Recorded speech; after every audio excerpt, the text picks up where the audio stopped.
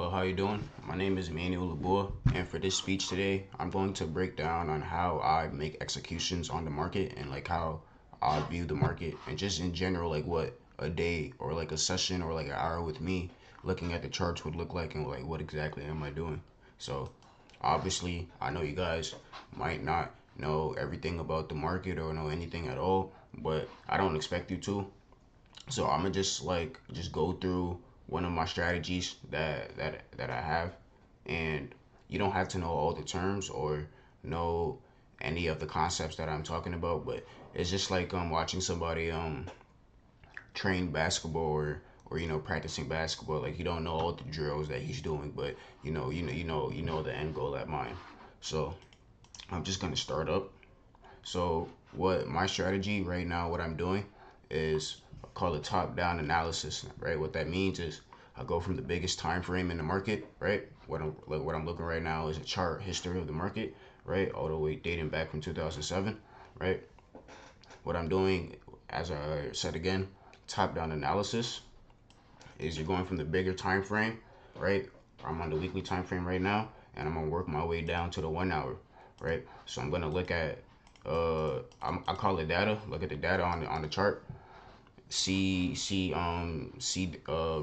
repeating patterns or interesting things going on. Mark it down, chart it up, and then make my way down to the 1 hour so I can now make my decision on what to do with the market if I want to buy, sell, do whatever. So, all right, let's go. So right now I'm on the weekly. I'm gonna scroll out a little bit, and then I noticed that there's rejections up here repeatedly.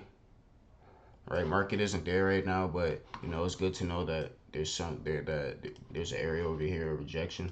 Right, you can see rejections here, here. Right, you can call this liquidity, supply and demand, or support and resistance. That's just a term that you use when you see instances of a market rejecting a repeated place. Right, you just mark it down. You can call it what you want, but generally it's the same thing. It's the same concept. Uh, right, I noticed a little bit more here. I'm probably gonna say around 90. All right, 90 over here. Right, why do I say that? Because get an error for you guys real quick. Because once again, I see market came up here, came down here, rejected, came up, played around a little bit. I'm not worried about too much down here because the market's over here. But you can see that the market is respecting this area, so that's a good area to mark down. But boom, as simple as that, right? Marked up my areas on the weekly time frame. Right now I'm worked down to my daily. Right, boom, work down to my daily. See, now I see more information about the market, and my drawings are stay put. So I just keep on going. Right, I'm gonna zoom out a little bit. Right, I'm not really worried too much about what's going on in the market right now. Right, when you have a clean chart, you really just want to mark down all the info, like not every single thing you see, but just generally the most general information that you see, so that you know what you're looking for, and you know what to avoid. Let me get a rectangle. Right, so I'm noticing that when the market was around here, it played around this level, and it played around that level again too. And even when it started coming down a little bit, I'm gonna just mark this. Let's call it 95 over here. I'm gonna put a little bit more up. It don't gotta be perfect. You just gotta know like the general area. Right, that should be good for over there. And I'm gonna date back to see, because history does repeat itself on the chart. If you know, you know. That's see looking over here to see if there was any like repeated things going on, but I don't really see anything. I don't really see anything over here for real too. You could say that there's rejections, right? You can see but this is, I could put something down here, but it's like I already put the weekly down there. That's why you want to start at the biggest time frame, because it's gonna really just make it easier for you when you work your way down. But yeah, that's generally it, right? What I'm also gonna do right now also is that if you're gonna start from the weekly time frame, all right, and this is just like a bonus tip. Um, you want to look at I say like I probably say around like 3 to 4 candles, because right? What these are, right? These are candlesticks, right? We call these candlesticks on the chart. Why? Because this is the information that tells you what's going on about the market, right? Some people's charts is blue and red. Some people's charts is whatever color. Mine is black and white because I want it to be black and white. It really doesn't matter. But what does matter is that, right, what these candlesticks mean is, right, let's say, right, market is selling, right? Market opened here and then closed here. I'm not gonna get too deep into this because I don't want to lose track of the actual like main topic of this video. But just to let you guys know, when a candlestick is a selling, when it's like a selling candlestick, you don't got to think about it like that every time, because you can see like how market goes up and goes down. But if you want to know like what each specific, like what the candle specifically is doing, right? When it sells, the market opens here, right? It came up here, right? It came up here at one point, but then came back down, came down a little bit more here, but then closed here, right? Same thing, opened here, came up a little bit, came a little bit more down where that wick is, right? A wick, right? That little stick there, that's a wick.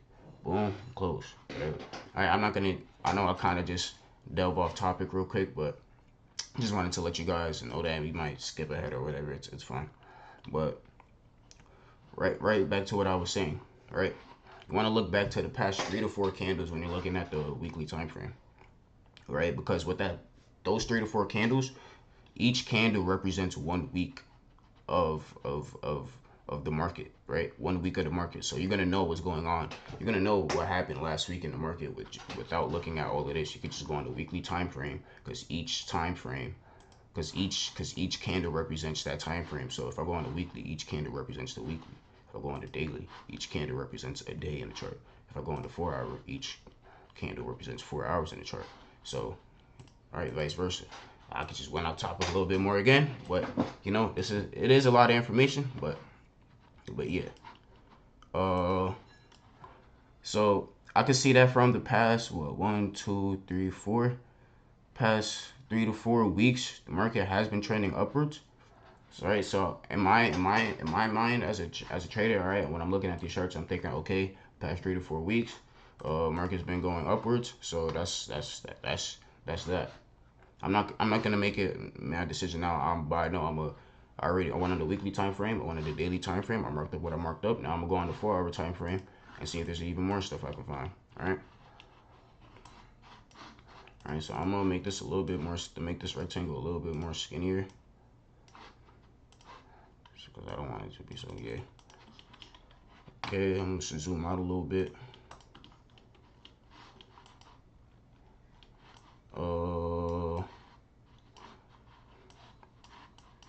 Let's see what's going on here. Let's see what's going on right now. All right, so market came down to this weekly low, pushed upwards, and if you know, you know. Fed Powell, the Federal Reserve, they cut rates.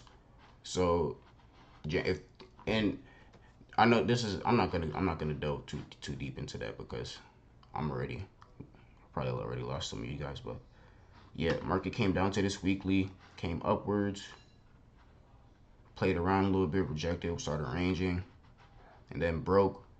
So yeah, with the generally speaking, right, this is what's going on right now.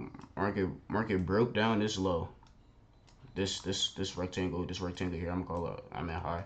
Broke this high, boom. Broke it, retested, came back down, came here, was playing around a little bit, was trying to break but gave a pump fake, came back.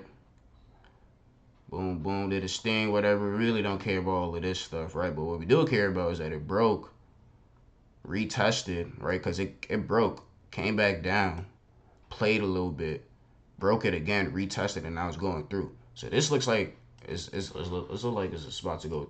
Look like it wants to go upwards, right? So I'm going to draw up, right? The last time, right? I'm gonna draw up the last high. right? When it was in this area. So the last time we saw like rejection area, like I see an area right here, right? But let's see. Yeah, it's like around the same area too. So here too. So let's say, right, I'm gonna put a rectangle up here, right? Now this is where, all right, what you just saw me now, right, do right now was just top down analysis of me just going, me marking up the charts, doing the strategy or whatever. Now this is just one part of trading, right? Now obviously I can't make a 30 hour video explaining on how to trade for this assignment, but what I can tell you is that what you just witnessed right now is just one part of trading, right? There's two parts after this, right? After let's say I mark up a potential trade. The two parts is what you just witnessed right now is basically technicals, right? When you're marking up charts, drawing up whatever, that's technical analysis. That's just you marking up the charts and looking at the market from a technical perspective. But you got fundamental analysis, and that's when you're looking at the news and what's going on in the market, what's going on in the news, what's going on with the Federal Reserve, what's going on with inflation, GDP, all of that, right? Then after that, you have risk management, which is more important than all of that, right? Risk management is how you're going to manage your account. Let's say you got X amount of dollars. What percentage risk are you going to use towards for this single trade, right? As a trader, you want to last long. You're not going to last long if you're risking X amount randomly. It has to be consistent and it has to be uh, able to last long term. But yeah, let's say whatever the market did just open recently, because it is a Sunday. The market opens up at 5 o'clock on a Sunday and then closes at Friday at 5 o'clock. So, but I don't trade on Sundays. But let's say I wanted to trade. I saw this as a potential trade. Boom, right? I'll put this is my let's say this is my trade idea, right?